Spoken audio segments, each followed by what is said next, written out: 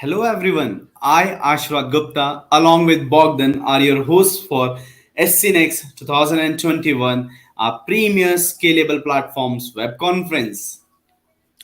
Welcome to yet another fulfilling experience full of knowledge and wisdom.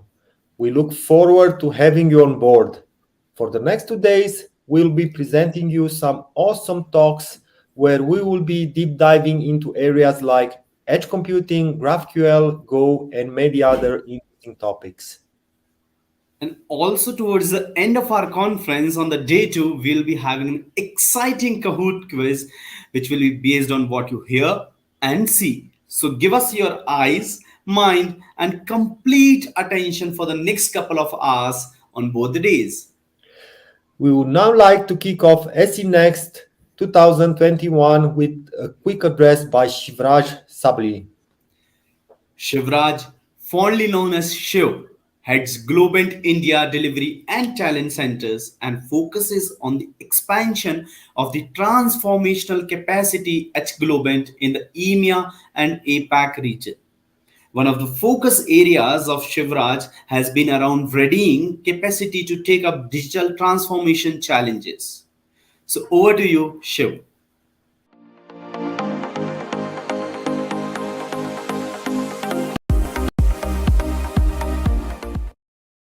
Hey folks, a very good evening to everyone. My name is Shivraj. I am heading Globant India, and I'm here to introduce to you Globant. I think it's very uh, amazing to see all of you in this amazing web conference today.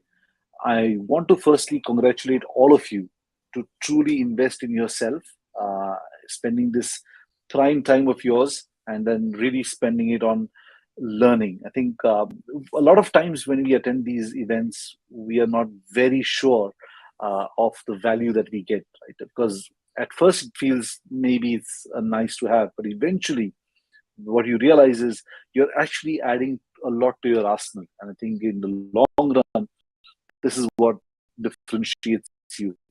Congratulations, first of all, for everyone who's attending. I would definitely encourage all of you to be very participative and ask as many questions as you can today. I think today we are at a very important juncture that we are attending this, because what we are seeing is a major disruption in how we expect our industry to be performing as well as operating in the next 20 years. We've seen many changes over the last 2, 3 decades, right? We started off with the whole digitization phase where a lot of companies invested in trying to digitize a lot of processes, right? We used to have a lot of things which were done manually, and then we started moving in creating softwares for it, right? I believe that was a time when we creating a fancy application, either a web app or a mobile app, was really the key for success.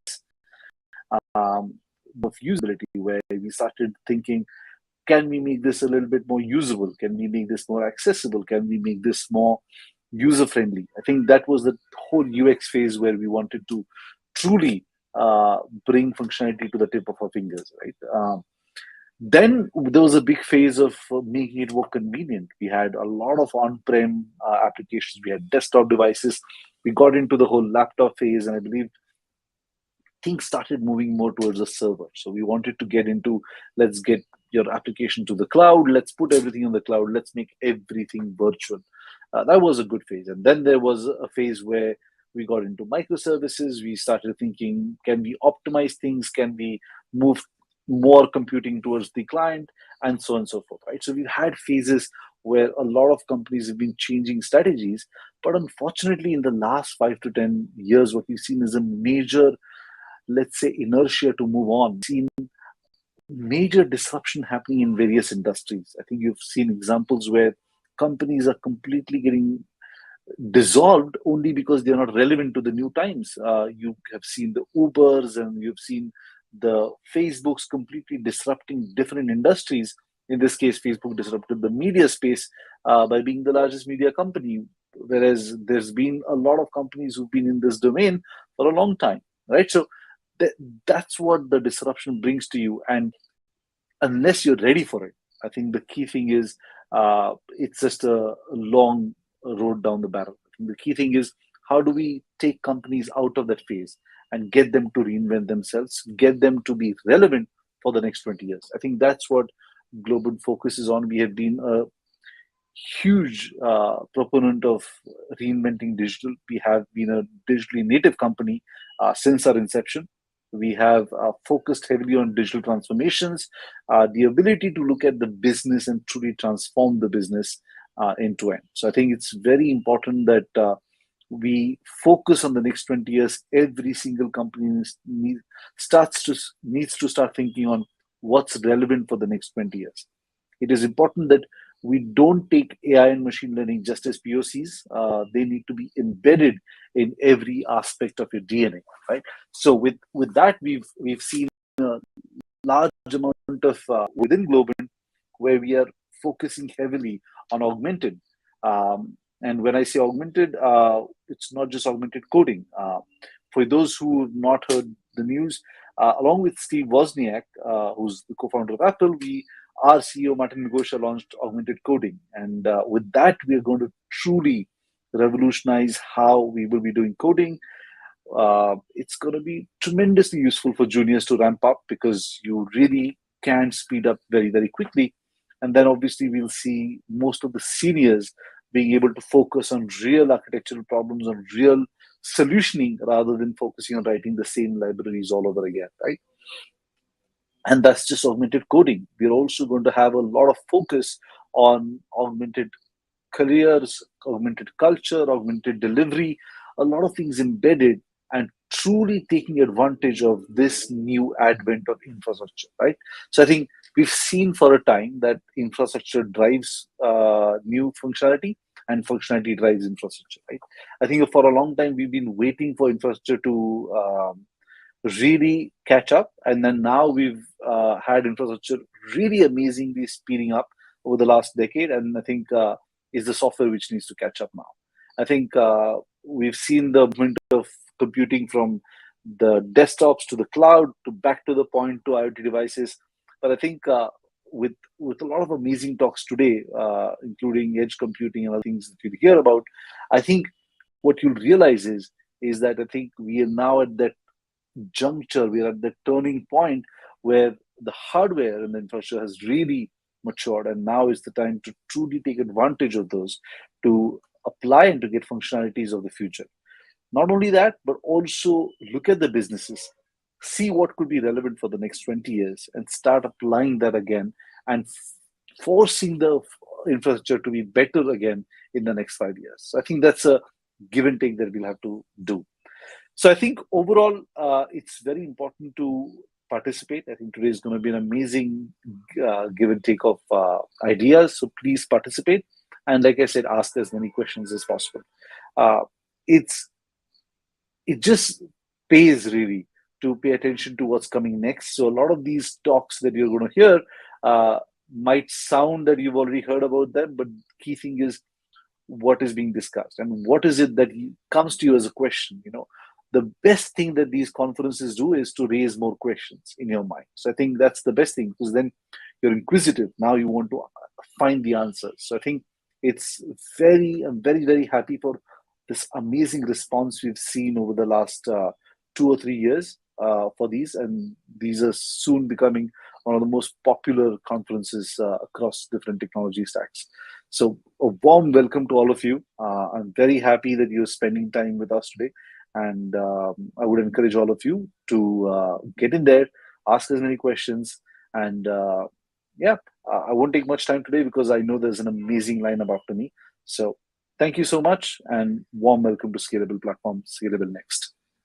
Thank you.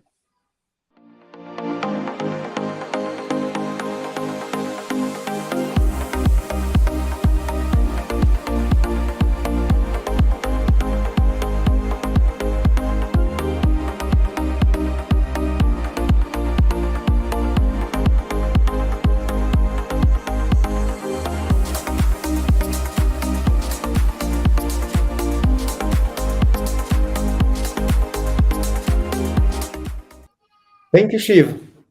I now present Sonali Palkar, studio partner for the Scalable Platform Studio at Globant, to share her thoughts for the SCNXT 2021.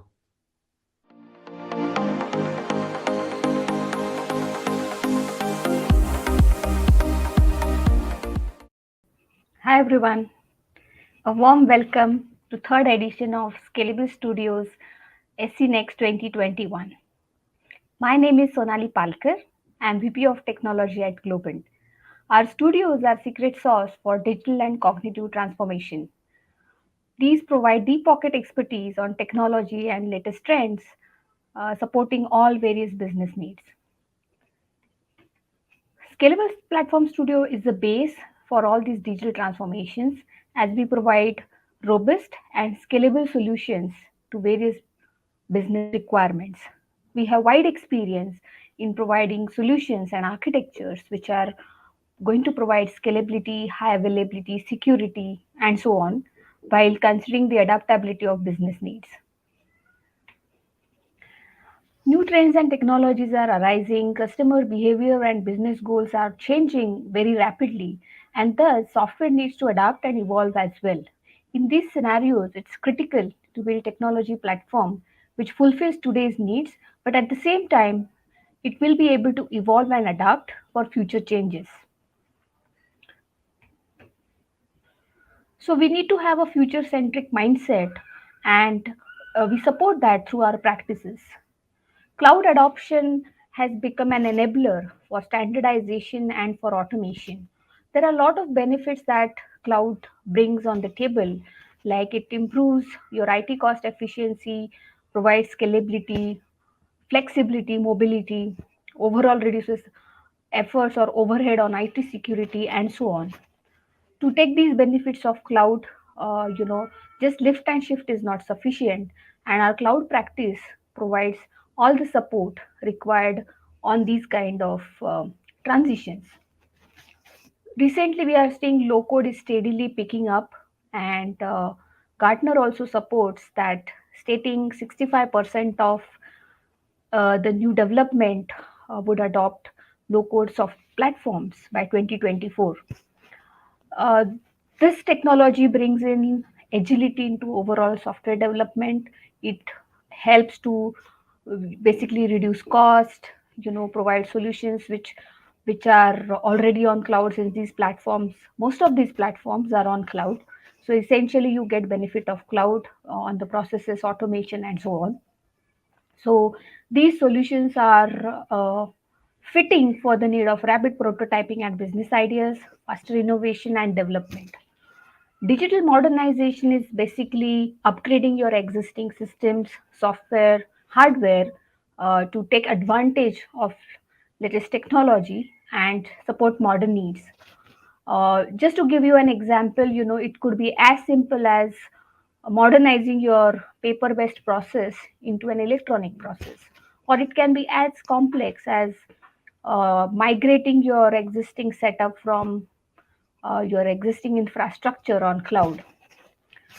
Digital transformation basically takes the advantage of innovation in technology, and it disrupts the overall business strategy. It has a holistic lens through which it takes care of people, processes, overall experience for the customers, and so on. But for both digital modernization and for digital transformation, they focus on the technology, and we see that we address it through our practices on platform evolution and augmented composable solutions. So in next 2 days, we are going to share our experience on all these latest trends and technologies. There will be a lot of insightful topics which we are going to cover. So I welcome you all again to this wonderful web conference. I hope this would be exciting and enjoyable for you. Thank you.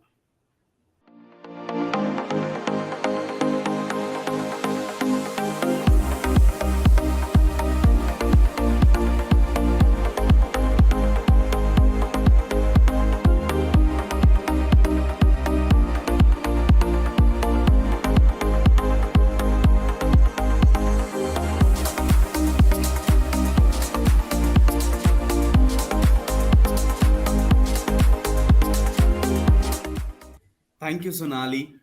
Now it's now time for the first talk of today, and for this, let me introduce Vikram Patil. He is a co founder and head of engineering at Fit Health, an organization which utilizes computer vision to connect several patients with physiotherapists. In this talk, we will be finding out more about how edge computing can be used and leveraged in order to solve today's problem using digital innovative solutions. So with this, let us hand over to our first presenter of the day, Vikram Patil.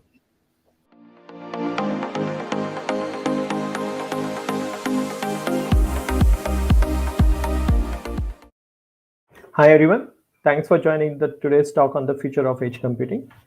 Today we'll go over some of the basics of the edge computing, notice the need of the edge computing, and then how edge computing is changing our data processing architecture. What are the challenges companies going to face when they adopt the edge computing and trying to develop the product or the application which will be running on the edge. At the same time, we'll also have a look at the general architecture principles which are driving the new edge framework development, which will simplify application development for the edge computing. Lastly, we'll go through some of the use cases uh, which are required for providing a better user experience and providing making a decision at the timely manner. So primarily, when we look at the edge computing, we have a couple of terminologies which we should clarify first. Like everybody knows about the cloud. Most of our workloads today are running on the cloud. Though cloud is kind of a distributed in its nature, it still can be considered as a centralized processing environment compared to the edge computing. So the next term, I think, where there is always confusion, what is edge device and what is edge server. So normally edge devices are specialized devices like CCTV or the camera, electric meters, or any traffic signal. They may or may not have, they may have some kind of a CPU, ARM based or x86 based CPU. At the same time, they may have a couple of cores and the GPUs, some persistent store, and some processing power, like some memories and etc. At the same time, they may have some kind of a network connectivity, but they are still limited in terms of the computing power. Edge cluster or the edge server are basically a general purpose computers or the servers which kind of connects multiple edge devices at different locations. So to give you a simple example, CCTV can be a edge device. So on normally on our apartment complexes and our office premises, we have lots of CCTV cameras, and all of them are connected to your computers in the monitoring room. So that computer can actually receive a feed from these CCTV cameras and process it at that location itself before it actually can push the data to the persistent storage on the cloud or anywhere on the premises itself. So you can think of that computer in the CCTV room as a edge cluster or edge server. Next thing is the edge gateway. So edge gateway primarily provides network related functionalities like protocol translation, network terminations, and tunneling, firewall protection, and primarily maintains the network connectivity with the internet through the wide area network or your ISP to your cloud environment. And lastly, edge node. So edge node is normally a term used interchangeably between the edge server and the edge devices. So now we'll have this diagram kind of depicts what is exactly in the edge and what are the different type of end devices edge connects to, and how the cloud is different. Cloud is separated from the edge devices using the internet connectivity or the wide area network. So you can have multiple devices like your augmented reality glasses, CCTV, traffic signals, connected cars, your mobile devices, your smartwatches, all of those actually can be considered as a edge devices itself. And they are kind of connected to your edge servers, or again, edge servers like routers, gateways, Wi-Fi access points, and some kind of a micro data center, which is like your CCTV monitoring room. So what are the actually edge computing needs? So primarily edge computing, it provides a technique to process and store the data close to the place it is actually generated. So now normally the edge devices and the actual current cloud-based workloads are connected through the internet availability. But in presence of not so reliable bandwidth or continuous disconnections happening in the internet connectivity, we are actually delaying our decisions which we're supposed to make on against the data which is generated on the edge devices. So to reduce this decision making latency, it's very important. At the same time, we have to be more resilient to this disconnection or the connectivity failures while processing this data. The next thing could be a data security. So we can actually process this data locally and obscure this data and only send the obscure data to the remote data centers for a further analysis. Or we can even drop those. We don't even have to send the entire data back to the data center, only send the decisions or the somewhat processed data back to the data center. At the same time, since we don't have a very good connectivity with these edge devices, which we may want to reduce the actual data we are transferring to the remote cloud environment.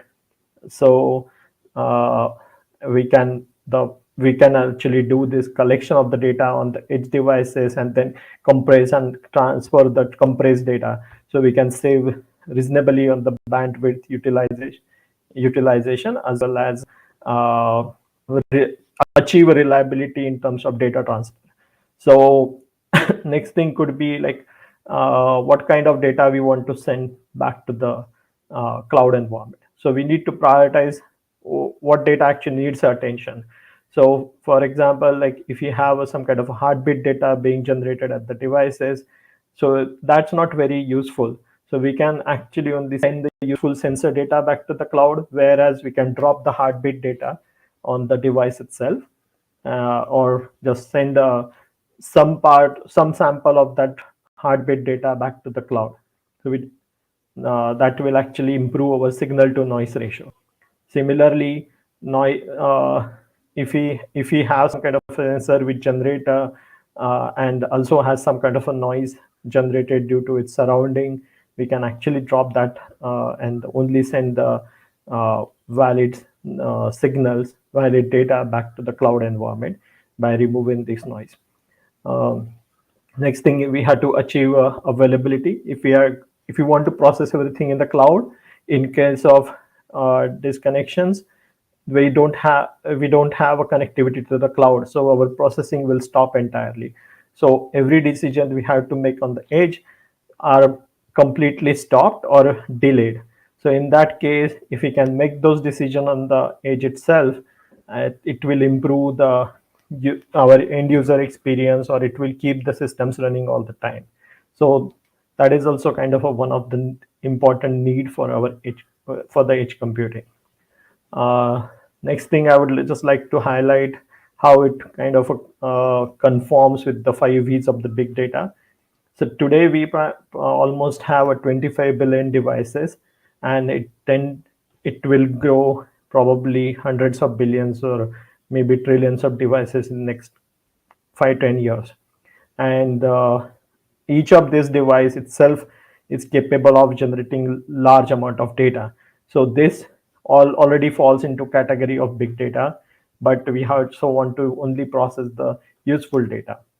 So then next thing is, this data is actually generated pretty fast on the devices, and some of this we have to make this data, and we have to make decisions around this data very quickly, rather than waiting for data to arrive on the cloud and then processing after 10-15 minutes.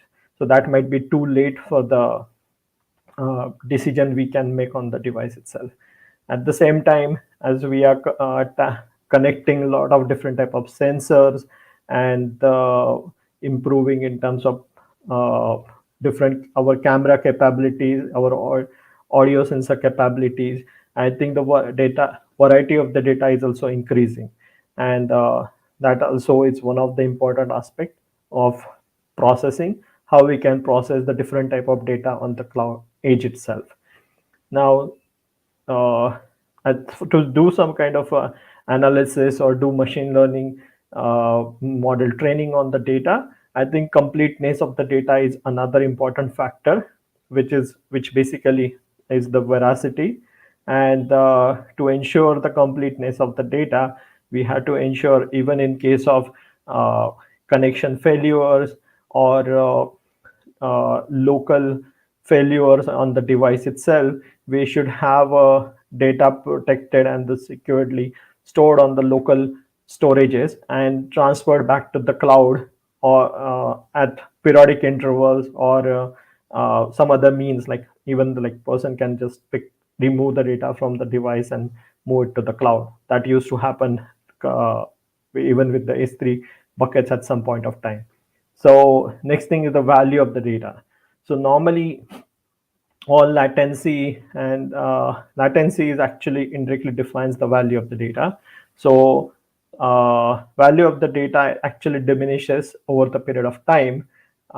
Just like, for example, today if you want to buy any shoes, so you can actually visit internet, and then you and search for the shoes, and you see a lot of ads showing that, okay, this is Nike shoes, this is the big Adidas shoes, and you can buy one of them. But or you may buy those shoes, and then over those ad won't be relevant anymore to you.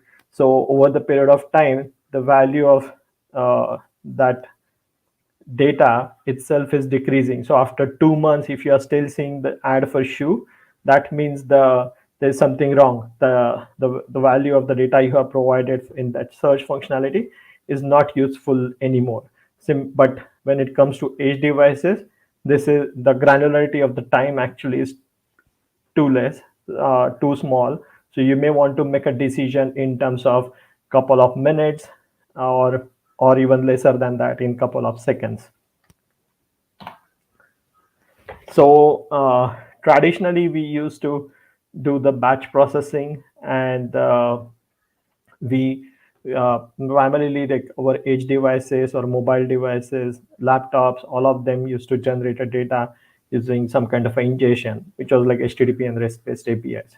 And we used to store this data as a file, SQLs, NoSQLs, and then do the kind of a batch processing queries and make a decision on top after that. Sometimes we also used to visualize this data and then make a decision after the visualizing this data. So this was our traditional approach, uh, probably 8 to 10 years back, but now it's kind of evolved to making these real-time decisions on the cloud itself. So we have a new generation applications like Uber, and which are primarily Uber or the Zomato or Swiggy, where we get to see wherever delivery person is or wherever taxi driver is. So they or when we want to book a taxi, so we want to book a taxi in next couple of minutes or less than that.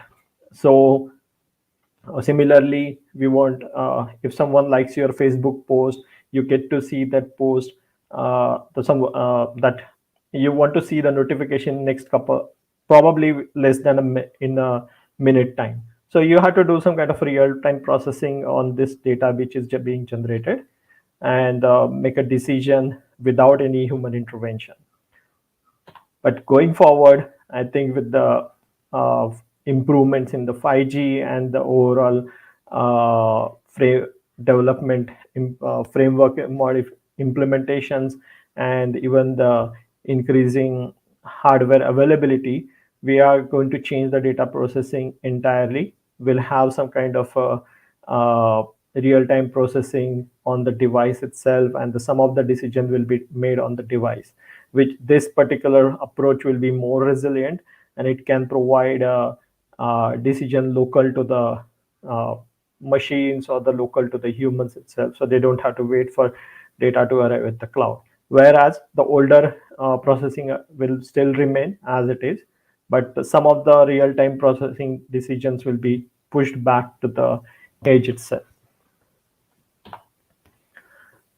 So normally, what are the challenges we may face while adopting the edge computing? So the biggest challenge we have is like how we can scale this to a number of devices. So we need to have a frameworks which can help us to scale our deployments, our different logic which we are going to develop on a thousand million, probably thousands of or millions of devices, or probably going forward billions of devices for even single product. So that's going to be a really big challenge. So next thing is like, even though we are trying to avoid and walk around the uh, disconnections and the limited connectivity, we still need some kind of a minimum level of connectivity for our deployments and moving this generated data back to the cloud. And hopefully like 5G and duplex satellite communication will help to reduce this challenge. Next thing we are going to have is like how we can deploy the same logic across the variety of hardware. So we are going to see different type of hardwares with the different computing power, different GPU chips, and they have their own requirement and they have their own performance benchmarks. And we'll also have a different storages on the each of this hardware, some kind of a network related issue, network connectivity will also be different, or it will behave different based on the variety of hardware. So at the same time, we do have some older generation hardware in the field, and we had to also cater them as it is. And the most important challenge each of the companies adopting the edge computing will have, the hardware has to be ruggedized for a real life conditions. So next thing we'll have to have is like some kind of a consistency across the various automation operations and the management plane. So it will be essential to have some kind of a secure control plane which will be managing all these deployments and of the application logic, machine learning models, as well as the data transfer implementations. Security is going to be another aspect of importance. So on the edge devices, we would have a data pretty much at rest lying on the edge devices. Then we may want to transfer this data securely back to the cloud environment. At the same time, your device itself will need some kind of a physical security. So they have to be a little bit tamper proof, so they will not kind of try to abuse our overall implementation. So if someone gets hold of the device, they should not be able to abuse the implementation without very easily. Next thing would be how we can monitor the particular edge devices. So edge deployments actually need to provide some kind of resilience and fault tolerance and self-healing capabilities. At the same time, these edge devices will be generating some kind of a metrics data, which can be used for the monitoring uptime of the devices, network, what is the performance on these devices for the battery, storage capacity, and other utilization metrics on the device, edge device itself. So we may need to monitor them remotely from the cloud environment. So it will, so that is going to be another challenge to ensure that these devices capture, collect the metrics information and transfer them back to the cloud in a optimal fashion. And next, another important point for the companies is going to be like a capacity planning for the edge devices. Now, normally in cloud, we are already using the virtualized or the containerized applications where we can always change the servers on the fly, but at the same time, where we can actually replace the virtual nodes, and even we sometimes don't have to uh, actually get a nodes anymore. We can just use the platform as a services and software and various services to deploy our workloads. Now here we'll have again a hardware limitation, just like we used to have in the older time frame, like our own data center architectures.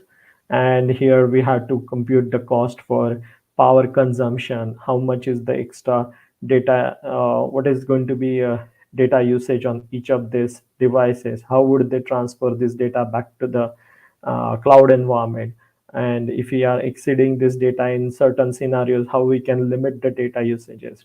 Similarly, uh, we have this data storage limitations on the device. So we may have some kind of a scenarios where we may want to delete the excessive data, and that will kind of cause the loss of data. So what will be the cost associated with that loss of data is also going to be very important aspect while considering the edge computing. Uh, Another important aspect is these devices have a degrade their performance degrade over the period of time. So we need to know how we can replace these devices so they remain profitable for the overall product itself. So if to just give you a small example, like normally our mobile phones have a degrading performances, and we tend to replace them after 2 3 years. But now these are the devices which are in the field, and they cannot be easily replaced. So their batteries will anyway eventually die, or they will need to be charged continuously. So that will be the cost companies will incur if the devices are degrading rapidly or devices degrade over the period of time. So at this point of time, we have to replace these devices with the new whatever the new devices will have, more power efficient, more with the more data storage availability, whatever the new devices will have available at that point of time. And if they are more cost effective, we'll have to replace them with the we have to replace the older devices with the newer devices. So we'll have to also consider the planning for replacement of the devices. Obviously, that will be based on the data which we are collecting from these devices, the monitoring data which we will be collecting for the devices. So primarily, as we require some kind of secure and control plane for the monitoring for our edge deployments. So this is kind of a general architecture coming up in terms of implementation of these frameworks. So we almost, it seems like we are going to have a kind of a counterpart of our services which are running on the cloud, or running on the edge devices itself. So edge data center or the edge servers or the can be considered as just interchangeable terms, and the software components. So edge data center or the edge server will have some kind of controllers, and it will have orchestration capabilities at the same time, identity management in terms of providing security, some kind of a image management for moving our workloads from a cloud environment to the device environment, and those can be containerized workloads or the serverless workloads. At the similarly, some kind of a network management, so or as the workloads can take advantage of the basically they can use the unreliable work around the unreliable bandwidth and properly transfer the data back to the cloud. At the same time, some kind of a storage management will be required. So it's pretty much looks like we'll have a similar counterparts of the components we are having on the cloud on the edge itself. And at the same time, you will have a various compute or various applications running on the edge servers or the edge cluster. So now these are the couple of frameworks which are developed by bigger cloud services companies like AWS, Google, and the Microsoft. Along with this kind of a software framework, they are also coming up various certified hardware devices and the certified or the hardware itself, which are more efficient to run these edge workloads. So I'll just this is primarily a AWS greengrass architecture for a very simple application like capturing the camera and processing uh, some kind of doing some analysis locally on the edge itself.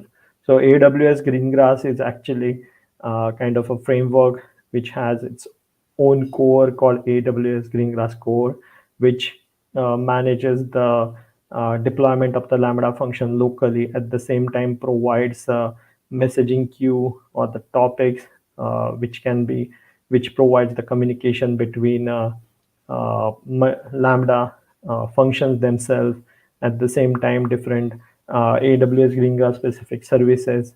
Uh, One more thing, the basically here we are depicting the edge device installed with the AWS IoT SDK. So IoT SDK allows uh, actual edge devices to take advantage and send the data, communicate with the AWS Greengrass core or through the topic infrastructure. It also allows the devices to directly communicate with the cloud component of AWS IoT core.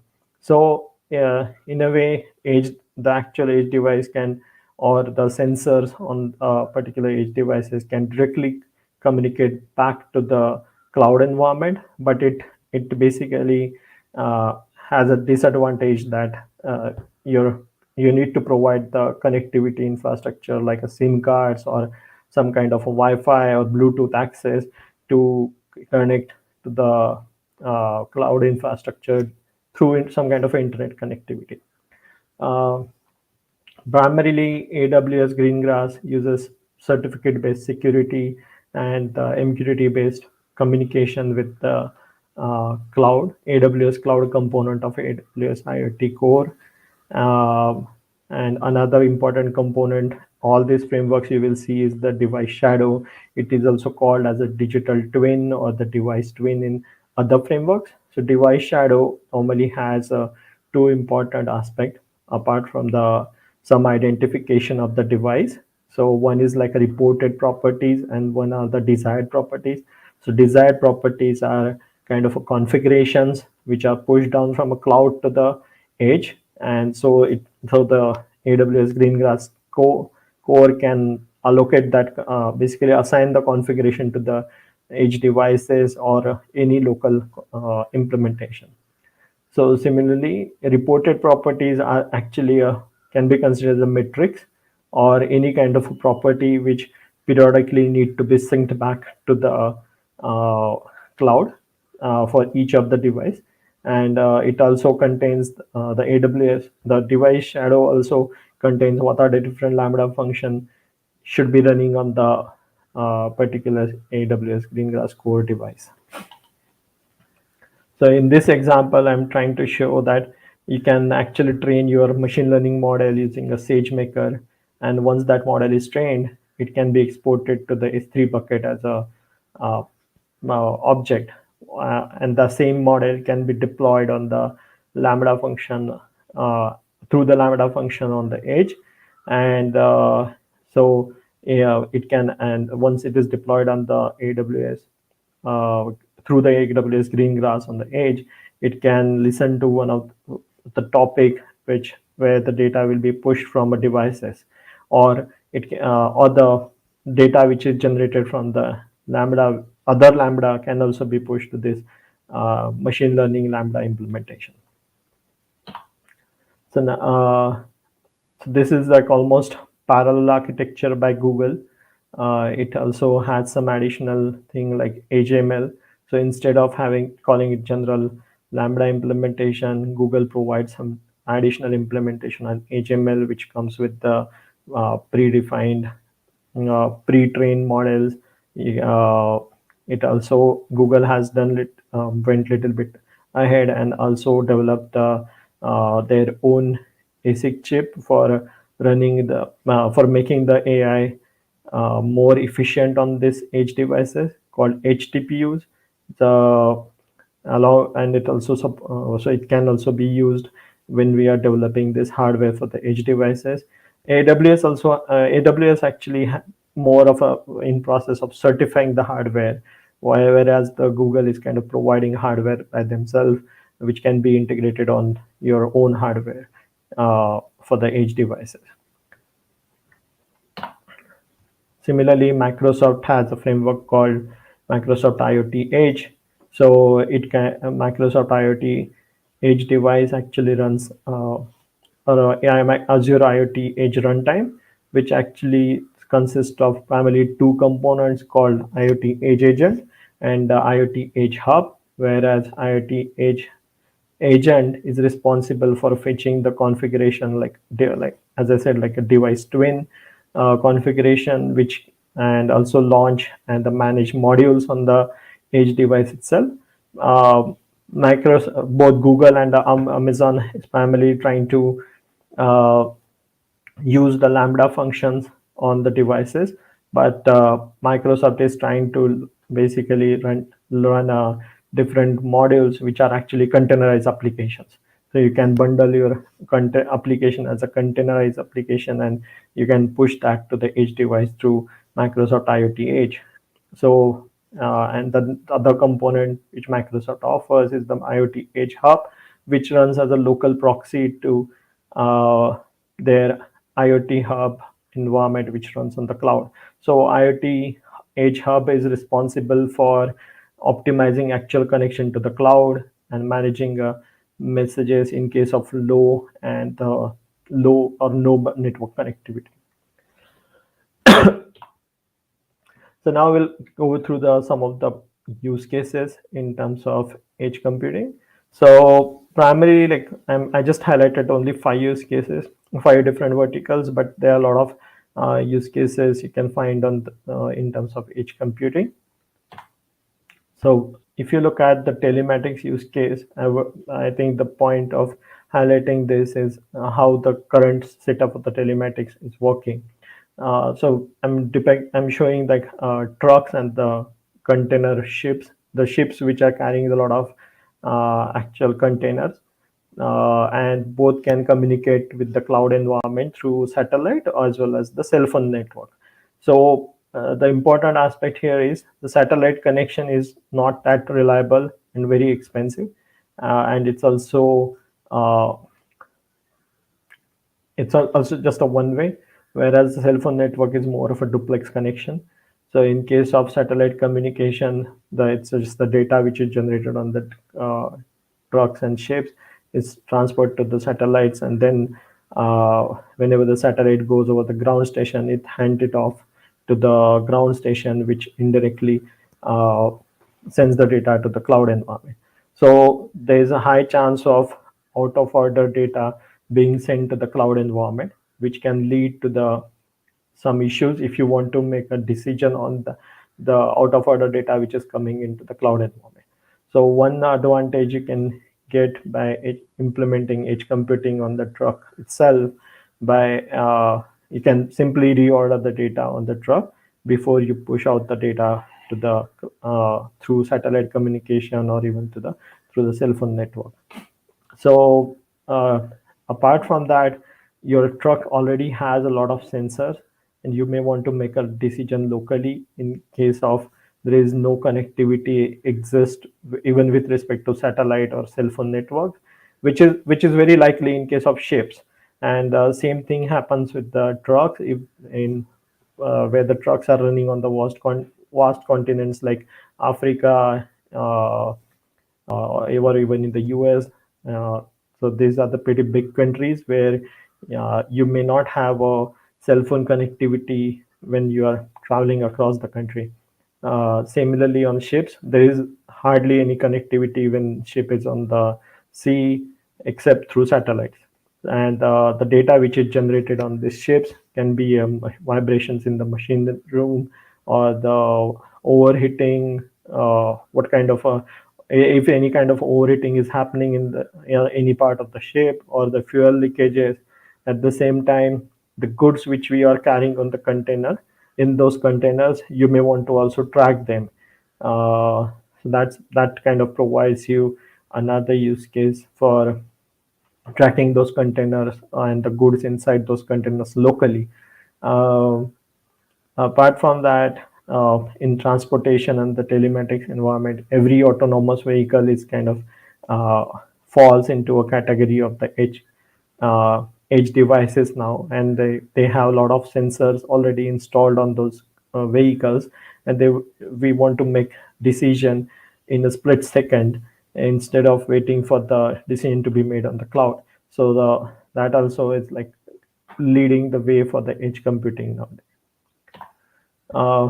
Apart from this, video surveillance is another important use case. Like we want to do we want to we want to rely less on the actual human intervention, but more on the software driven inferences, like human activity recognitions can actually help you to identify if there are any abnormal activities like fights or any theft is happening. At the same time, if you have a use cases like animal detection, it can help us into doing a very good amount of work in terms of the wildlife preservation. It will also help us to avoid human animal conflicts in the future. Some kind of it will also help you to understand your pet animals better when you are not at home, and so on and so forth.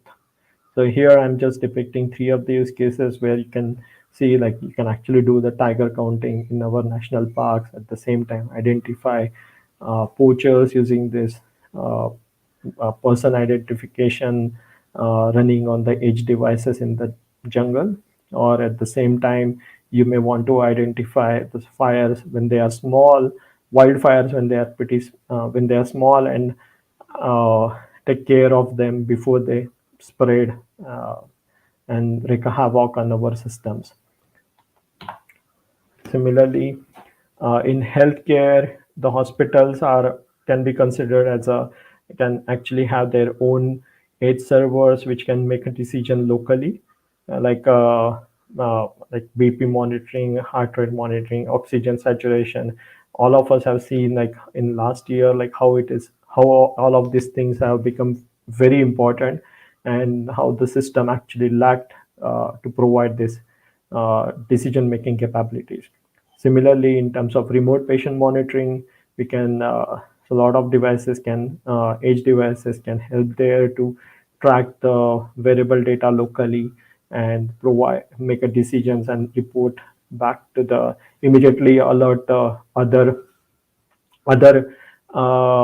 members of the family immediately without waiting for us to be on the cloud. Similarly, some of the use cases we are trying to solve at FIT falls into a computer vision based monitoring and the providing better interactivity to the patient. And at the same time, security is very important in healthcare. We are trying to also ensure that the data which we are generating using computer vision is not actually transferred back to the cloud, but it is processed locally, and only some part of it is being transferred back to the cloud for a further processing. Similarly, in hospital monitoring, we can avoid a lot of fire incidents, oxygen supply monitoring, and probably do some kind of a local prediction about the capacity of these things, and also take care of the automatic disinfection capabilities by trying to identify uh, infections which are happening in the hospitals. So there are a lot of interesting use cases you can come up with, and it's just limited by our imagination in terms of edge computing. I would like to thank Globant for this opportunity. Thank you, guys.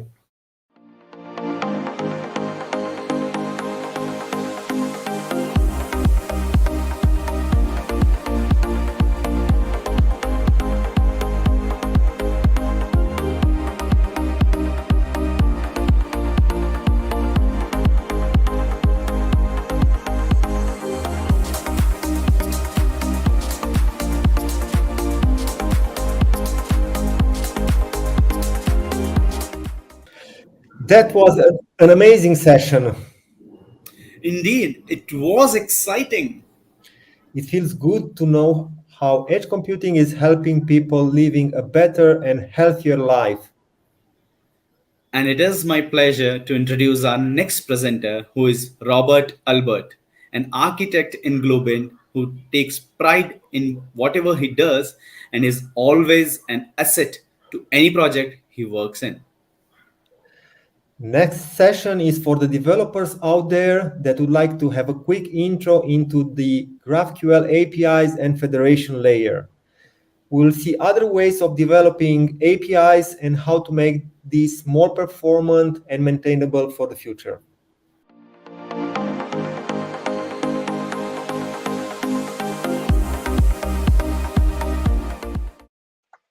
Welcome everybody to today's presentation that I'm holding about GraphQL API using DGS and Apollo. This presentation aims to the developers out there that would like to have a quick intro into GraphQL APIs and federation, and how to use these two concepts combined together. I will talk about some benefits of developing using the GraphQL libraries. So let's go quickly through our agenda for this presentation. First of all, I will give you some examples on how GraphQL objects and queries look. What are exactly the operations that GraphQL supports? Some quick comparison between GraphQL and REST. What we mean when we say federation and why is this so powerful? Why you should use the DGS, the domain graph service from Netflix. After which, some quick words about caching and scaling. Finally, we will draw some conclusions and we spike all this up with some useful GraphQL federation endpoints so you see how this works in practice. Let me quickly introduce myself. I'm Robert, currently working as a software designer at Globant. I have over 11 years of experience working mostly as a Java developer. I started my career a long time ago when monolithic architectures have reached their limits and we started to split them in microservices, mostly using Java, Spring, and REST services, of course.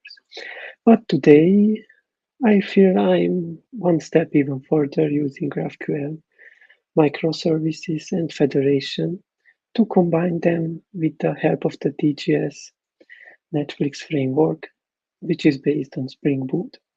I started to use GraphQL approximately since a year ago, and I would like to share some of my experience with you. So let's boost Rocket your next services with some GraphQL API to become more performant. Let's start. How to GraphQL? GraphQL is a query language for APIs. Probably you know. It can be used in any context where an API is required. On the backend, the GraphQL server can be implemented in any programming language that can be used to build a web server. You can use JavaScript, Ruby, Python, Scala, Clojure, Go, Java, .NET, so on. Since a GraphQL API is usually operated over HTTP, any client that speaks HTTP is able to query data from a GraphQL server. GraphQL provides a complete and understandable description of the data in your API. Gives clients the power to ask for exactly what they need and nothing more. Makes it easier to evolve APIs over time and enables powerful developer tools. For example, first you describe your data. As you see on the screen, we have movie and movie genre, movie categories.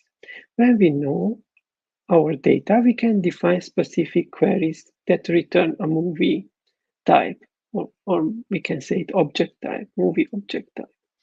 We do not need to return the whole object, only exactly what the user requests. This way, the payload is much smaller. As in the example, you see we ask only for director, genre, and storyline. And you can see the response with the predictable results, exactly what the requested fields are.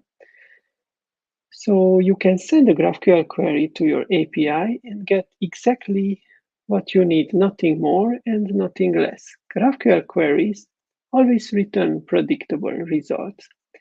Apps using GraphQL are fast and stable because they control the data they get, not the server. GraphQL uses a strong type system to define the capabilities of an API. All the types that are exposed in an API are written down in a schema using the GraphQL schema definition language, SDL. This schema serves as the contract between the client and the server to define how a client can access the data. Once the schema is defined, the teams working on front-end and back-end can do their work without further communication, since they both are aware of the defined structure of the data that's sent over the network. So you can describe what's possible with a type system. GraphQL APIs are organized in terms of types and fields, not endpoints. This way, you can access the full capabilities of your data from a single endpoint. GraphQL uses types to ensure apps only ask for what's possible and provide clear and helpful errors. Apps can use types to avoid writing manual parsing code. Get many resources in a single request. GraphQL queries access not just the properties of one resource, but also smoothly follow references between them, while typical REST APIs require loading from multiple URLs. GraphQL APIs get all the data your app needs in a single request. Apps using GraphQL can be quick, even on slow mobile network connections. You can evolve your API without versions. Add new fields and types to your GraphQL API without impacting the existing queries. Aging fields can be marked as deprecated and hidden from tools. By using a single evolving version, GraphQL API gives apps continuous access to new features and encourage cleaner, more maintainable server code.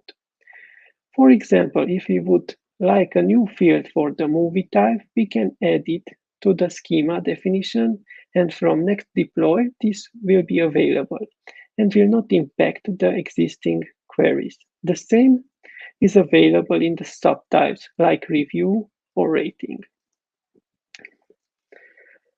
GraphQL operations. GraphQL supports three operation types. The operation type is either query, mutation, or subscription, and describe what type of operation you are intending to do. Like in REST, any request might end up causing some side effects on the server. But by convention, it's suggested that one doesn't use GET requests to modify data. GraphQL is similar. Technically, any query could be implemented to cause a data write. However, it's useful to establish a convention that only operations that cause writes should be sent explicitly via a mutation. Just like in queries, if the mutation field returns an object type, you can ask for nested fields. This can be useful for fetching the new state of an object after an update. Subscriptions are long-lasting GraphQL read operations that can update their results whenever a particular server-side event occurs. Most commonly updated results are pushed from the server to subscribing clients. Now let's look at some differences between GraphQL and REST. REST and GraphQL are two methods of data retrieval. With a REST API, you would typically gather the data by accessing multiple endpoints. As you see, getMovie by title can call a different endpoint to get a rating and call another endpoint to get the reviews. As a query language, GraphQL defines specification on how a client application can request the needed data from a remote server. The existing thing to notice here is that the client application can also query exactly what it needs without relying on the server-side application to define the query. When using GraphQL, you make a single request and you are not aware of the multitude of the services that are called behind the scene in the federation of multiple graphs. Summarizing what we see here is that we need multiple round trips with REST to get the information that the client application needs. One has to add additional endpoints if the information is extended.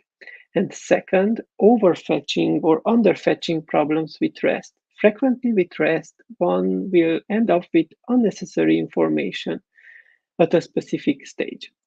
Now let's think about what happens in GraphQL. You think of a query to request what you need, and you get back precisely the data you asked for. There are no full circle trips to remote servers to bring information to GraphQL.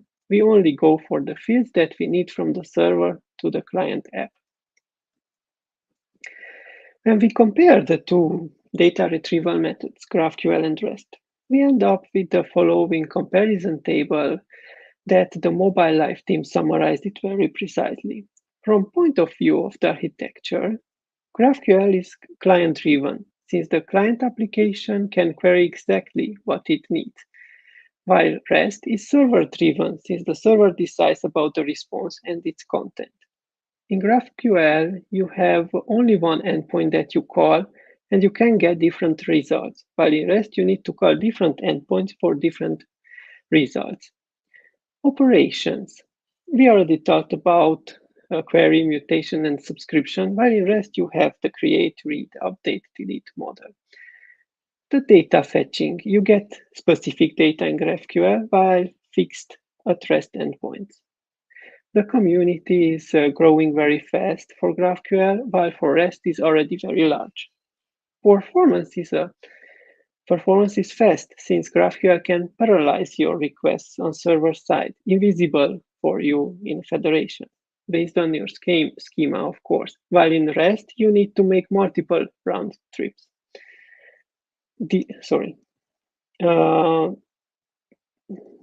Development speed is rapid for GraphQL, since after agreeing on the schema, development can be parallelized between front-end, back-end, and even between back-end teams. While for REST, you need a contract for each endpoint. Learning curve would be more difficult than for REST, but I would say from my experience that after you grasp the concepts, it's easy. The GraphQL endpoint is easy to understand, self-documents itself. You can see the schema and you know upfront how your response will look. GraphQL does not support file uploading, but there are already some workarounds with DGS Netflix. We will come back on GraphQL caching on another upcoming slide. GraphQL is less error-prone, has automatic validation and type checking, and offers great stability, while REST would offer here a better choice for complex queries. Best use cases for GraphQL would be combining multiple microservices and exposing data to apps, while REST would fit more simple and resource-driven apps. Let's talk about federation. When talking about GraphQL, we need to talk about federation, since the federation level creates the magic to combine the multiple GraphQL endpoints into a single one. The federation level interconnects your graphs under the hood. For example, when you have multiple teams creating backend services, you want them to be responsible for their own GraphQL schema. However, that way you can't query a single GraphQL API anymore, because the main idea of GraphQL is having a single API endpoint. You want to combine the GraphQL schemas from your different teams.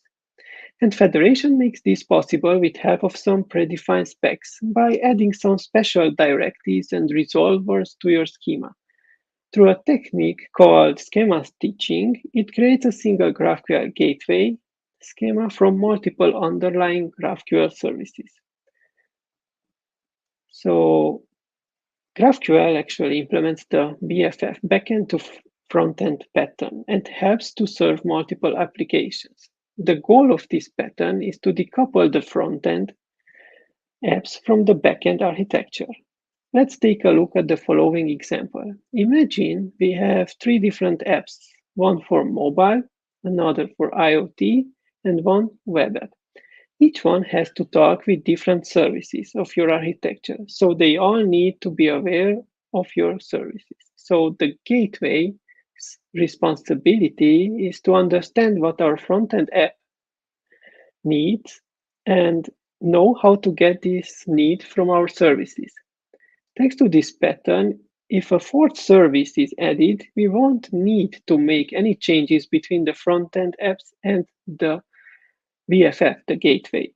This is a big improvement for our architecture because it allows us to isolate our backend from the front end. Another advantage of this pattern is the reusability of the code because all the clients have the possibility to fetch data from the same gateway, making it less complex. As you see from our previous example, we can combine three different GraphQL endpoints, movies, rating, and reviews, and have one single GraphQL endpoint called also gateway. Setting up such a gateway, we can set this up with a federation that's called Apollo server. Setting up federation with Apollo server doesn't require any manual stitching code. Once you have your services, you can spin up a gateway simply by passing your GraphQL endpoints as a list. As you see in the example, we have three GraphQL services, movies, rating, and reviews, running on different ports, but these could run on different servers too. The gateway actually crunches all of these into a single schema. To any client consuming a federated graph, it's just a regular GraphQL. To give teams full visibility into what's happening with their composed graph, Apollo server provides a query plan inspector out of the box that looks like this. For an incoming query, the federated gateway constructs a query plan to call out to the required services to fulfill that query. Each service, in turn, needs to be able to respond to the entities query in order to partially fulfill the query for the data it owns. This would be the main benefit of a GraphQL federation. Now let's look into the TGS Domain Graph Service framework project that started at Netflix in 2019 as internal teams began developing multiple GraphQL services. As 2020 wrapped up, Netflix decided to open source this framework and build a community around it, and today it's production ready. The DGS framework or domain graph service is a GraphQL server framework for Spring Boot developed by Netflix. It simplifies the implementation of GraphQL both for standalone and federated GraphQL services. The framework is based on Spring Boot and implements the Apollo Federation specs. With help of these, you can stitch your GraphQL schemas together. This provides a convenient way to implement GraphQL services with federation. Typically, services share and extend types defined in the unified schema using the extends keyword or directive as described in the Apollo's federation specs. This is an effective way to split the ownership of a large monolithic GraphQL schema across microservices. DGS provides a lot of benefit features since it includes an annotation-based Spring Boot programming model, includes a test framework, gradual code generation plugin to create Java or Kotlin code from your schema, implements the GraphQL federation spec, integrates well with Spring Security, can handle subscription, file upload, has explicit error handling, and includes a GraphQL client for Java. If you have a chance to try it out, since it's a very nice framework to work with, please do it. You will see some examples in today's demo. Maybe it makes you try it out even faster. So, as I promised, some quick words about caching and scaling. Scaling works the same way as with your REST services. Just start multiple instances of the same service and add a load balancer in front. While caching, you can apply at multiple levels, of course. You can add it on top of the federation gateway or go with a specific implementation on each of your GraphQL services. And now, let's draw some conclusions. Well, my conclusions actually come from my experience working with GraphQL and federation. Good thing about it is that returns exactly the data that is needed. No under or overfetching, only one backend request with the needed data. It is scalable and supports caching. It is exponentially gaining popularity. A very important plus would be that it implements the BFF pattern and by this helps to serve multiple applications from the same gateway. It has a very quick development time. Setting up a GraphQL endpoint is simple and quick using the DGS framework. I see by separation of concerns, this enables us to set up different teams to work on different products and features with a single graph without interfering with each other. What could be better, and I find to be difficult, is filtering out null subrecords. In subgraph, it's not possible right now with parallel calls. Another thing, when handling very large amount of data in a response, requests can take longer with DGS in case multiple services are involved and each returns a large amount of data. Since it's using reflection, the serialization of the data can take a lot of time. That's what I observed. TIFF GraphQL is proving to be a great and powerful tool, especially as the software industry is adopting an agile framework. Is a tool to achieve specific query-oriented goals. However, it's not a solution for all the API-related challenges, and certainly not a replacement for REST. Let's move to our demo and see how our GraphQL movie examples from above work in a federated scenario. Let me show you some of the code, some code. We have 3 different GraphQL projects. Movies. Sorry, 1 second. So movies. Then rating and reviews. Let's start with movies.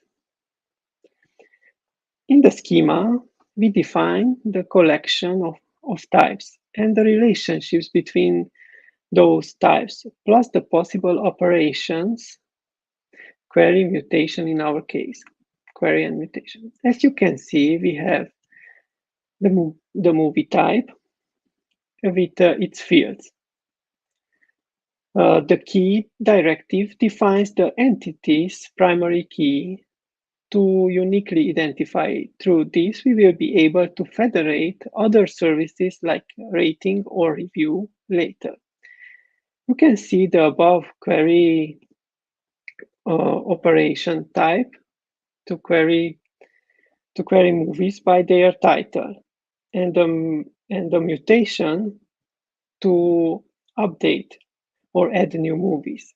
DGS will create Java objects for all the types defined here. The query and mutation logic needs to be implemented in the associated data fetchers.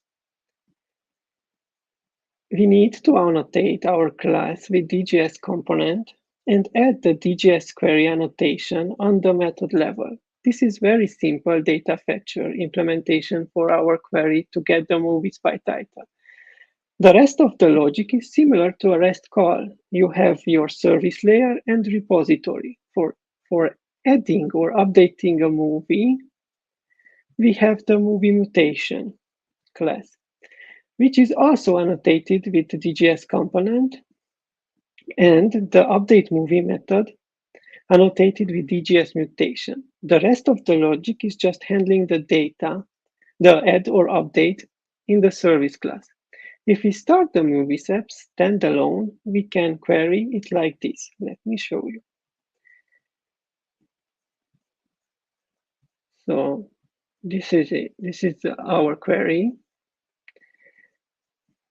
For example, search for movie title, pandemic. We'll call our data fetcher and load the movies that match from the database. We can query all fields or just fields we are interested in. So let me just query for just some fields we would like to have.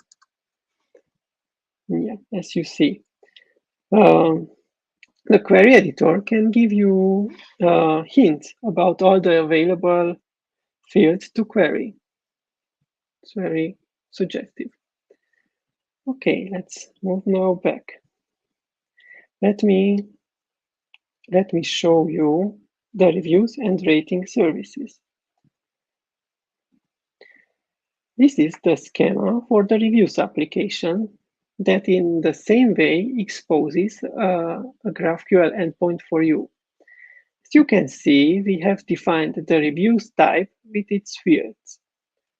The review type with its fields like message, stars, review date time, and so on. And below the review type, as you can see, we can extend the movie type with help of the key directive, the movie's unique ID. This way, we can create a relation between reviews and movies and extend the movie return type with a list of reviews. Let me show how this service can be queried standalone. So this is here, the reviews. It's very similar service. As you can see, the same way as the movies, we have all our reviews with the requested fields. Yeah, we can the same way, just as for what actually we are interested in. Let's move now to the ratings service. This service is very similar to the review service, only it is saving different movie-related data. We have the rating type that in this case contains only a rating number, a float. And the same way, we extend the movie type and add the rating. This would be the standalone service. Let me show you. So this would be the ratings. This is very simple, just returning all the ratings with the movie ID and the rating value.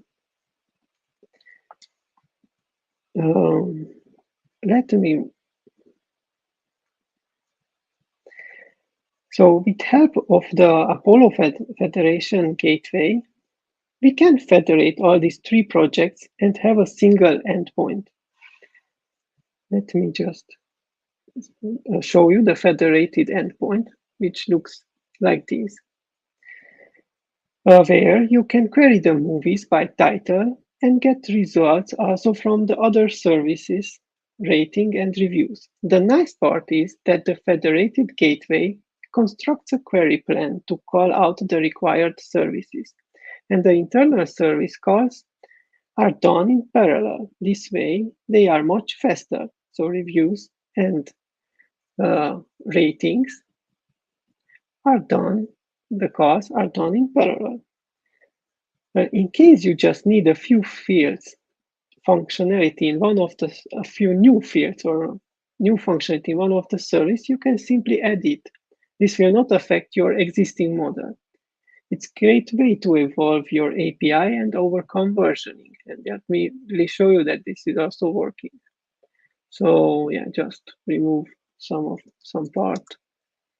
We can query, like you will get the movies with the reviews and all the fields you requested. And yeah, also I removed the rating. Yeah, with the ratings. So in case you just don't call one rating, it will not call the service. So it's very efficient. If you don't call rating and reviews, it won't call in the backend the other two services. It will call only the movies. So you can extend any type you want. You can even extend with a fourth service, the reviews, and add something more special there. So it's very, very flexible, and different teams can work on different extensions or projects of your graph. Thank you, and hope you liked the demo and the presentation.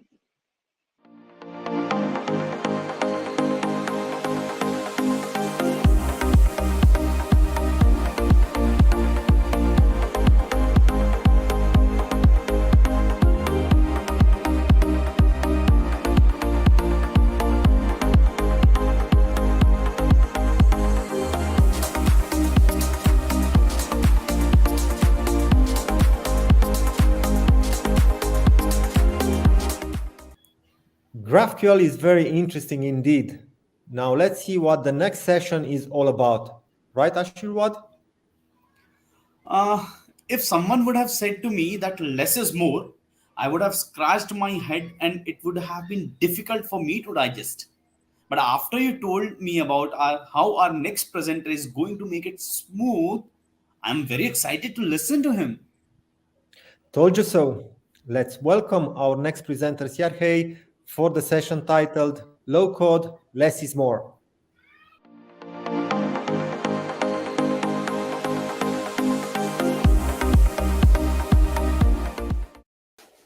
Hi guys, my name is Sergey Jmura. I'm solution architect in Globant, and we will start.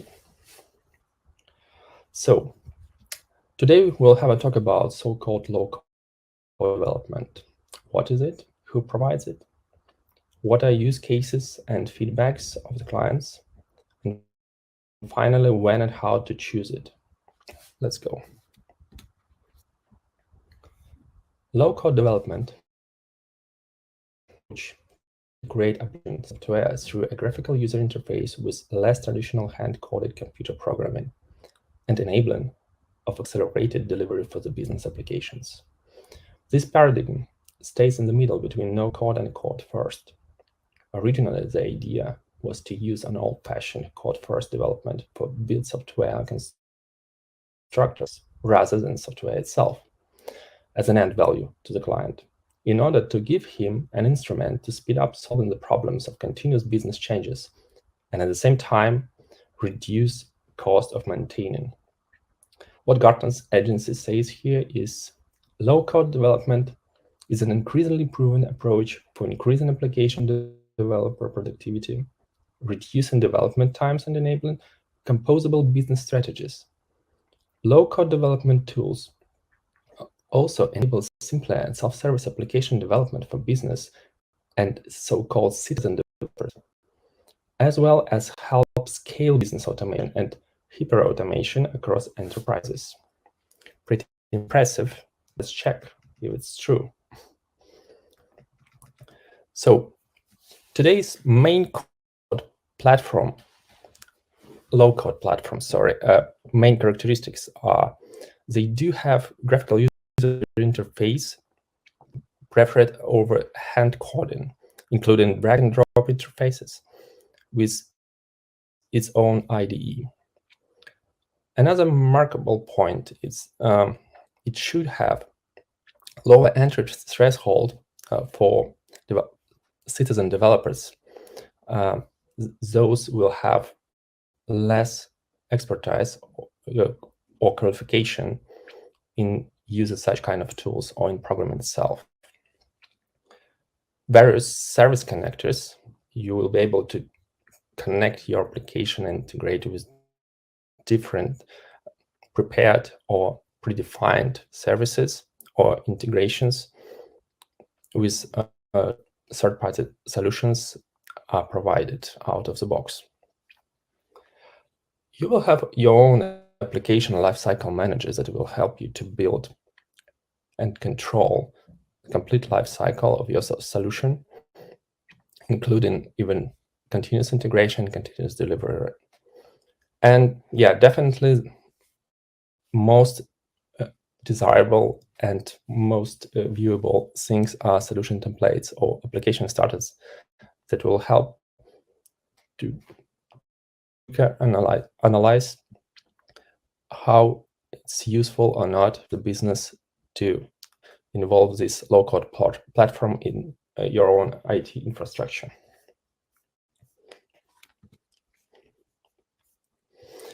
There were already many platforms and tools developed to implement this approach. As the market keeps growing, how to deal with this variety? Let's start with classification by purpose.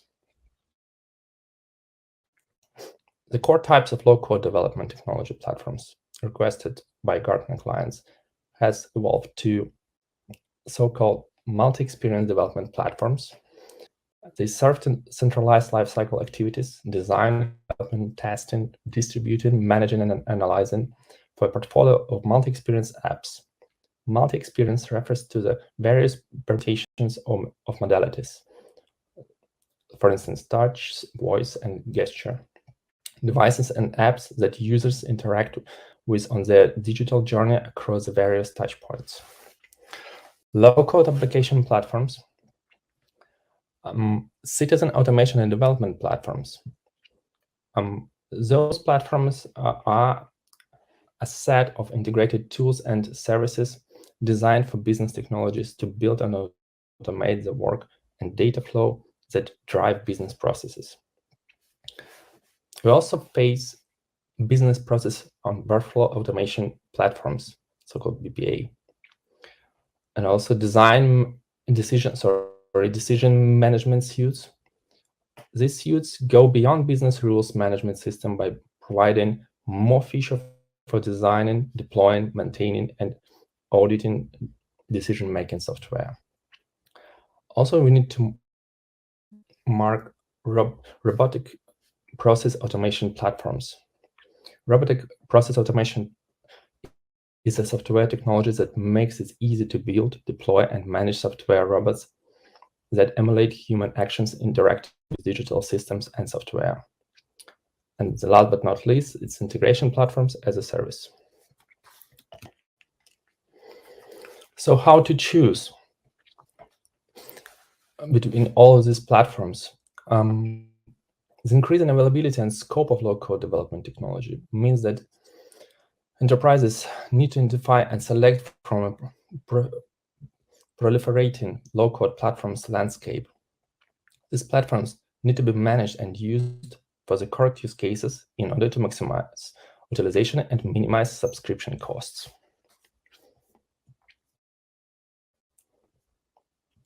In order to do this, you need to come over evaluation process that 3 steps. And among this, it's deciding what technology capabilities are applied for your case. On this screen, you can see various technologies right now are provided on the level of these low-code platforms. And it depends on your business case, if and what platform you need to have in order to implement your business solution. The main 3 steps in order to provide the view if I need or not to select particular platform tool. Identify the specific low-code technology that support your productivity and time to market needs by analyzing the specific application, automation, integration, and workflow requirements. Then you need to select your desired low-code platform types and markets by cross-referencing the low-code technologies and platform classification against these technology needs. At the end, you need to evaluate candidate low-code platform offerings to meet your strategic and tactical platform requirements, technology development ecosystem criteria. Regarding low-code technologies, you may work with different layers dependent on your business application needs. User interface capabilities. It's about the development tooling that can include support ranging from fixed application user interfaces, communication mechanisms such as email and messaging, simple web or mobile forms, to multi-experience including artificial intelligence-driven chatbots, augmented reality, and wearables. Low-code platforms types vary in their creation of end-user interfaces, ranging from non-integration platforms as service and limited in many business process automation tools to multi-experience development platforms, MXDPs, that specialize in user experience capabilities. In case of data capabilities, so development technologies will usually include data modeling, database or data access technology, or master data management features. Other types of data, such as documents and other content, may also be provided. Pre-built data schemas may be provided for domain or software as a service compatibility. Many low-code platforms only embed a database for their cloud-based offerings, while others require the use of existing data sources. In case of process and workflow capabilities, various types of processes may be supported through the orchestration or workflow tooling. This may include business process automation of workflows, processing data and information flows across different users for business transactions, also managing the flow of communications in a call center and a workforce workflow management, and managing the extension of business processes into controlled knowledge work as a part of cases. According to the current vendor market state, customers' feedback, and my own experience, I would mention typical known use cases low-code solutions may be more efficient at. It's regular web mobile application development, mostly for internal cases. It's definitely artificial intelligence tools in very specific cases when you have no experience with, but at the same time you would like to try if it's suitable or not. But you should not use it as an innovation source. We will talk about this later. Content management systems, pretty clear. Customer relation management, again. For platform integrations and for API generation, so it's about the exposure of the parts of your system and integration them with third-party solutions. It's pretty clear that it may take a very resource-taken process for regular development, and it may be not very clear for business how to deal with this complexity and routine. Maybe can answer this in more or less simple cases and predefined, well-defined business processes. But again, we will talk about this a bit later. And of course, business process management, so process model and automation. For instance, typical business process management cases are order management, employee onboarding, account onboarding, access approval, service request, return to workplace, especially for the COVID cases, knowledge base arrangement, risk management, insurance portal, etc., etc.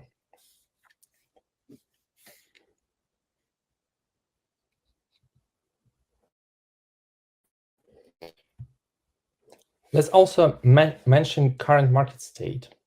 According to the several last years of monitoring, the more or less stable leader quadrant was defined.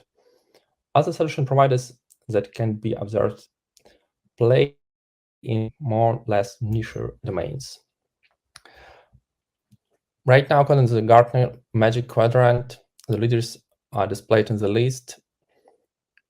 I didn't have an experience with all of them, only a couple of, but they do have more or less common approach how to deliver their own code, low-code solutions to the customer. And that's about low-code application multi-experience development platforms. They do understand and approach how to work with the customer right now, and this approach right now is more or less stable. OutSystems is the #1 platform to deliver mobile apps, portals, and web applications, voice and chatbot-powered virtual assistants, even core business. OutSystems. Let's have a quick break. It's a typical advertising from one of the leaders of the market, OutSystems, and in these 2 minutes, they display their main functionality in quite a quick manner, but it's very viewable, and let's see how they describe themselves. I'm pretty sure that many other major vendors of low-code platforms will have quite a common representation of themselves. So let's take a look. This is the #1 platform to deliver mobile apps and web applications, voice and chatbot-powered virtual assistants, even core business systems. With OutSystems, you can create and manage large application portfolios that integrate existing systems and reach millions of users. Applications are built in different workflow processes, user interfaces for both web and mobile devices, including functionality, business logic, and data models. All development is done in a powerful development environment that you can even extend with your own custom code. The platform offers AI-assisted development,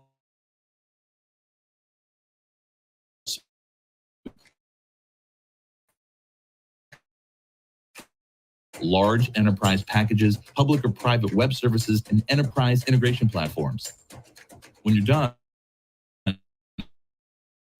for mobile apps, you can create the package and submit to app stores with just one click. Once your apps are live, testers and end users provide feedback right in the app. All your applications, and they can run in the OutSystems cloud or any public or private cloud or on premises. They are fully portable. They'll never be locked into a proprietary cloud environment or a single provider. When deploying your applications across environments, OutSystems runs a complete impact analysis to validate all application dependencies and ensure a robust and risk-free staging process. When everything is ready, the platform automates the DevOps process for you, making it easy and fast to roll applications into production while giving you complete visibility and control over the entire process. Real-time performance monitoring is built in for all your applications. You'll be able to see exactly how each application is performing and ensure your apps are providing an amazing user experience. Whatever type of application you build, with OutSystems, you have everything you need to rapidly and easily deliver your next great business application with no limits. I hope it was pretty interesting for you guys. But details and details as always. When we talk about low-code solutions from point of view, the situation differs a lot. But we'll come back to this a bit later when we'll have a look from technical point of view. Right now, let's view clients' feedback first. I used Trust Radius software reviews aggregator with no ads in order to understand if customers' feedbacks are good or bad for our leaders, at least, and how they actually these low-code platforms, if they help to solve the problems of the business according to these feedbacks. As you can see on this screen, the marks for almost major part of the platforms, they're quite high. And as we can see, the solution quality from the client's point of view corresponds pretty well with, to the Gartner's analysis. Clients who chose the low-code vendor are mainly satisfied with the results. In this analysis, several criteria are used to analyze the client's feedback in details: scalability, security, visual modeling, usability, drag and drop interfaces, platform user management, integration tasks.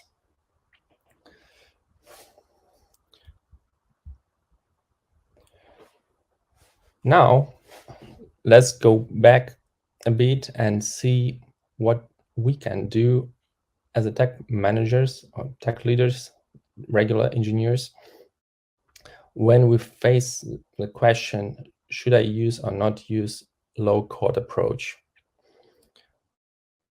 According to the experience of many engineers I reviewed and my own experience dealing with this low-code and no-code solutions, I would like to present the list of questions each manager who would like to use this approach has to ask himself first, and they are very, very sensitive from different angles, from different perspectives. First one, is my solution critical for the business? And how do I include it in my IT strategy? Actually, it's one of the major questions. It means regardless it's low-code approach or even no-code approach, you need to understand how you integrate this solution in your bigger IT vision of the company, IT strategy. In case you do not have an IT strategy for your business, it may be the problem of maintaining this solution and extending it in future. Right now, perhaps it will solve your problems, but it may create next level problems a bit later, and you need to be aware of this in advance. Second question, can I trust vendors to do security, and can I stay with possible lock-ins related to this solution? Because you dealing with third-party systems and third-party libraries, you may not be sure in security levels that they provide. Even they say that the platform is pretty secure and silver bullet security provider, you need to go through this solution yourself. In case you do not have an access to the source code of this solution, you may be potentially you may be in trouble later.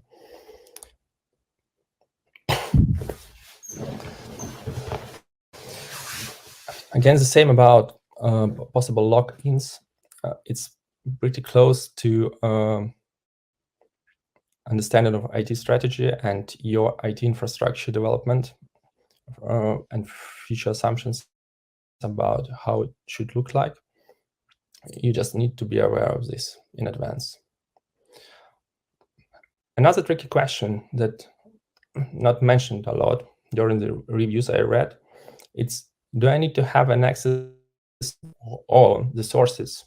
It's partially legal department question, partially a question related to your own business cases and your business strategy even. So the question is if you would like to be to depend on the solution and what is the level of this dependency. Regarding teams qualification, it's pretty tricky question. So in case you do have code first development team, they may be not very efficient in low code development, apparently, because you may face the rigidity from their side because of the different approach. And maybe sometimes experienced engineers, they won't like to learn the tools. They won't be market competitive later. And at the same time, you need to understand, in case of citizen developers, in case of experienced developers, I don't know the low-code platform that doesn't require training to create a pretty good velocity for the team. So in advanced training, almost must have for each such kind of platform. And you need to take care about this in terms of financial, so budget, and in terms of time. Again, it's up to you with this, but low code, it doesn't mean it's regular code first developer can deal with without. In case your project or your business scopes differs and your changes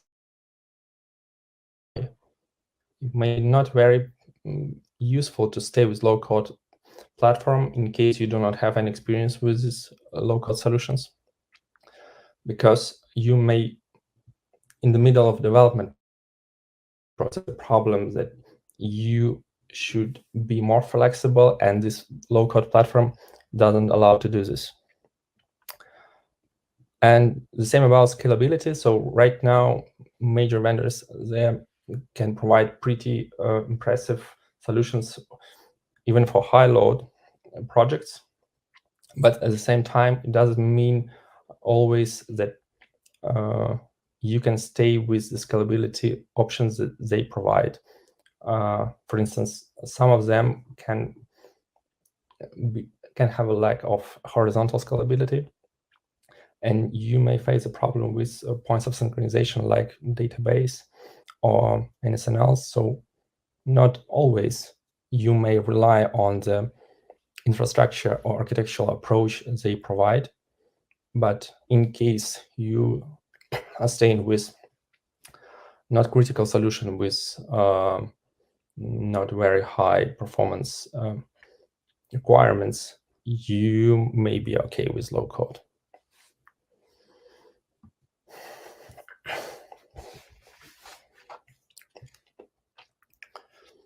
So then when not to use low-code solutions, definitely, we can make such kind of interim conclusion here. So if you have no strategic vision of the solution lifecycle, so then low-code is not for you. If you have no time for potential return on investment investigation in terms of how this low-code solution will solve your problems, not in the nearest future, but on the midterm or long term, then you should invest the time in this. You don't need to use low-code solutions, at least for the moment, for critical business cases. And at the same time, you could, by definition, you cannot do any innovative solutions using low-code solutions. I'm pretty sure it's not available. Your business processes, in case not very well defined and you're going to automate them, so Again, you may face a problem of limitation of potential solution, low-code solution in the middle of development. So you need to be more experienced in your own business process description in advance before you come to low-code solution, and you need to have these limitations in your mind in advance, definitely.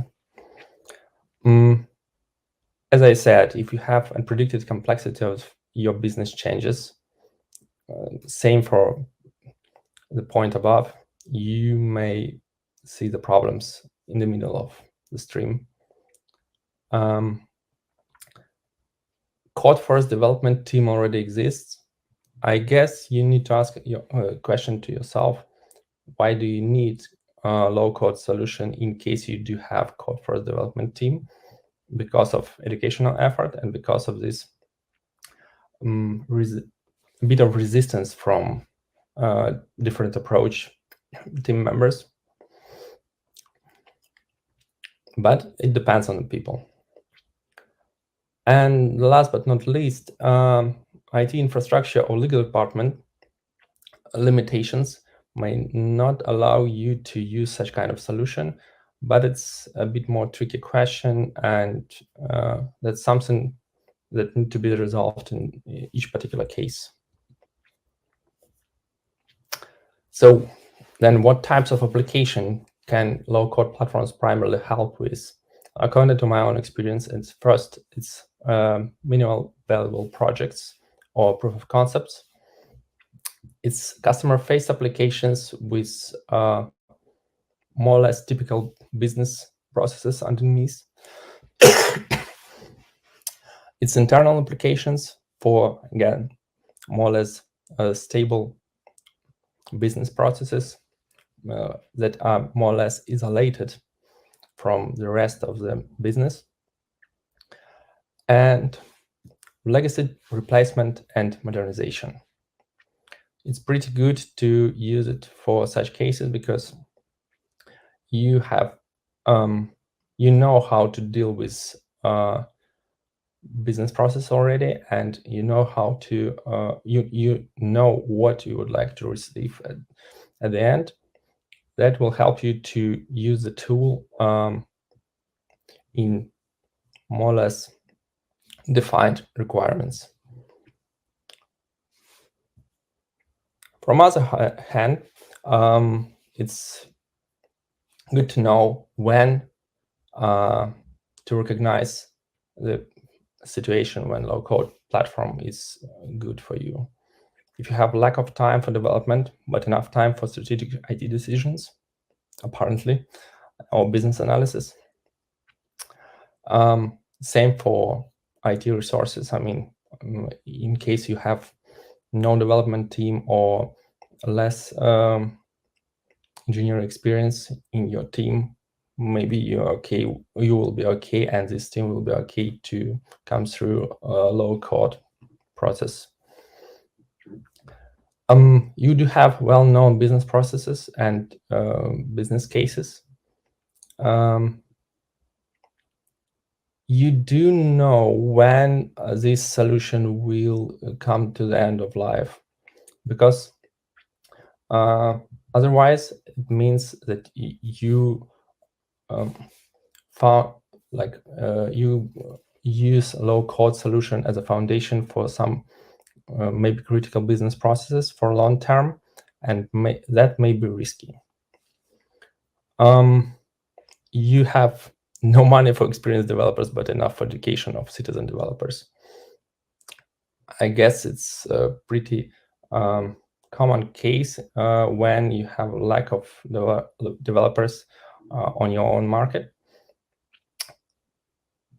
And maybe, yes, that will be the case to use low code, but the risk is that you still need some experienced engineers to analyze and make common strategic IT decisions, as I described in the first point.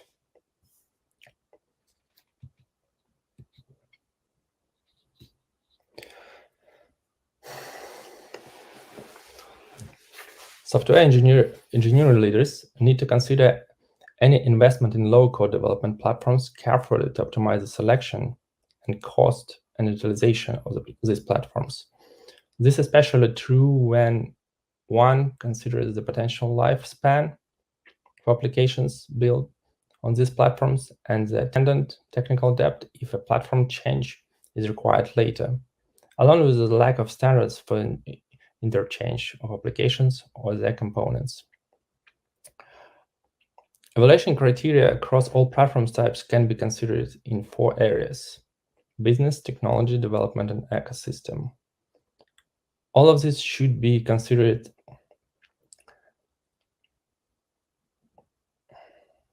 also often. Technology fit, developer fit, and cost are often the highest priorities, with developer governance a common area of concern.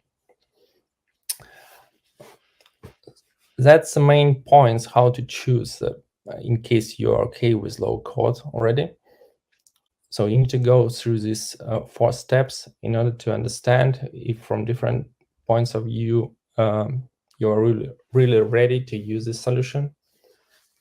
Business criteria typically include whether the platform is to be used for a tactical use case or strategic usage, whether the vendor is already a supplier, such as pre-existing strategic software as a service vendor for their organization.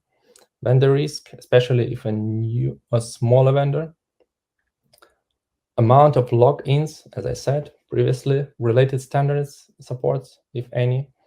Cost fit, such operating expenditures, OPEX or capital expenditures, CAPEX, and pricing model fit, such as resource-based pricing for B2C use cases. Technology criteria include whether and what user experience is required, ratio of front-end to back-end needed, amount of composability support from workflows to API integrations as well as API creation capabilities, architectural constraints, such as support of scalability or event consumptions. I mentioned scalability previously as a limitation, one of the major limitations in our case, and deployment models, whether on-premises, cloud, or both, depending on your IT infrastructure and IT strategy.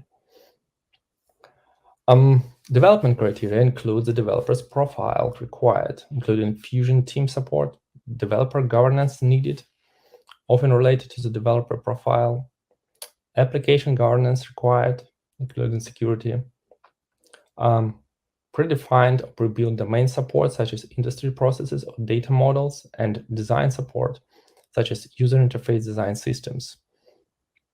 That's something that someone need to have an experience with that can, and this someone should assist you in this criteria analysis for your case, because it may be very important in the middle when developers face a new instrument, and the efficiency of this instrument can be analyzed only by experienced developer. Ecosystem criteria include vendor support models and quality customer ecosystem opportunities, such as shared development of standard components within the enterprise, partner ecosystem requirements, such as contract availability or turnkey options, learning ecosystem support, such as training and certification services, and third-party marketplace support, whether monetized or source-provided models.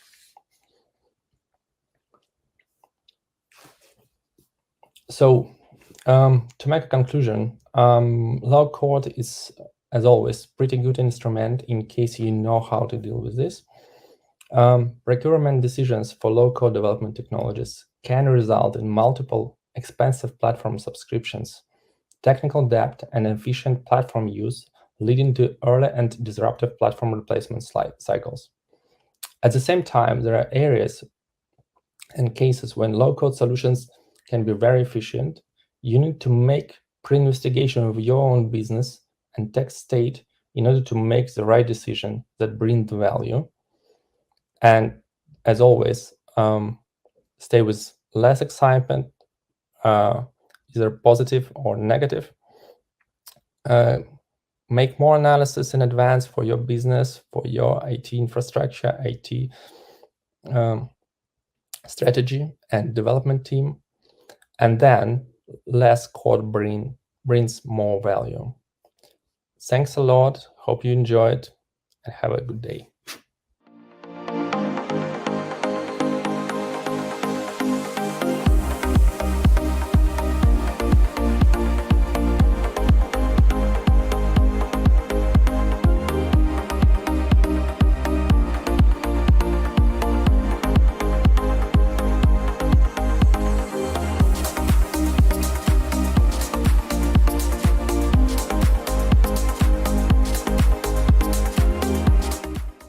Thank you everyone for an inspiring first day here at SCNXT 2021 conference. Yes, indeed, that was an exciting day, and there were so many wonderful sessions. We look forward to seeing you tomorrow, where we'll be talking about Akka framework in Java, future of Go, and machine learning in AWS. See you tomorrow.